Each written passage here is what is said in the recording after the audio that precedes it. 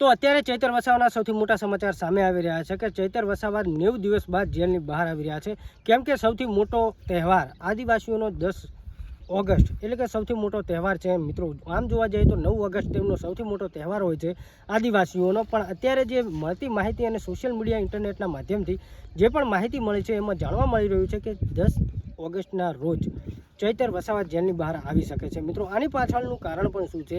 કેમ કે મિત્રો આદિવાસી સમાજ અને અન્ય સમાજ ગુજરાતના ઘણા બધા લોકોએ ચૈતર વસાવાને સપોર્ટ કર્યો હતો અને અત્યારે પણ ચૈતર વસાવા જેલની બહાર આવે એ માટે ઘણા બધા લોકો તેમને સપોર્ટ કરી રહ્યા છે, સાથ આપી રહ્યા છે.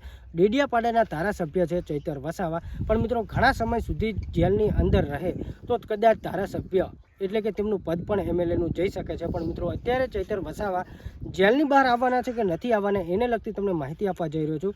ઘણા બધા મિત્રો, ઘણા બધા તમે સોશિયલ મીડિયાની અંદર વિડીયો પણ જોયા હશે કે ચૈતર વસાવા જેલની બહાર આવી ગયા છે અને ચૈતર વસાવા 9 ઓગસ્ટ જે એમના આદિવાસી સમાજનો સૌથી મોટો તહેવાર કહેવામાં આવે છે એ તહેવારની અંદર ચૈતર વસાવા હાજરી આપશે.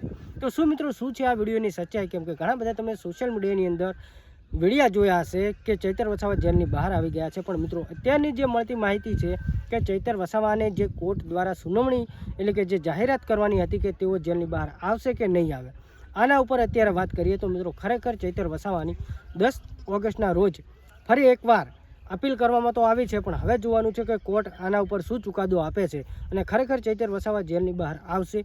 તમે લોકો ચૈતર વસાવાને જેલની બહાર જોવા માગતા હોય તો કોમેન્ટ કરી શકો છો. અને ઘણા બધા લોકો અત્યારે તેમની બહાર આવવાની રાહ જોઈ રહ્યા છે અને ખાસ કરીને આદિવાસી સમાજનો તહેવાર એટલે કે 9 ઓગસ્ટ આજે જ તારીખ છે, પણ 10 તારીખના રોજ આમની સુનાવણી થવાની છે. તો તમને લોકોને શું લાગે છે અને ખરેખર ચૈતર વસાવાની સાથે તમે લોકો હોય તો કમેન્ટ કરજો. બાકી તમે ચેનલ પર પહેલીવાર આવ્યો હોય તો આપણી ચેનલને સબસ્ક્રાઈબ કરજો. કેમ કે ઘણા બધા મિત્રો વિડીયો જોવે છે પણ ચેનલને સબસ્ક્રાઈબ કરતા નથી, તો આપણી ચેનલને સબસ્ક્રાઈબ કરજો અને વિડીયોને વધુ શેર કરજો. બાકી ચૈતર વસાવા માટે તમે લોકો શું ઈચ્છો છો અને તમારું શું કહેવું છે કમેન્ટ બોક્સની અંદર જવાબ આપજો.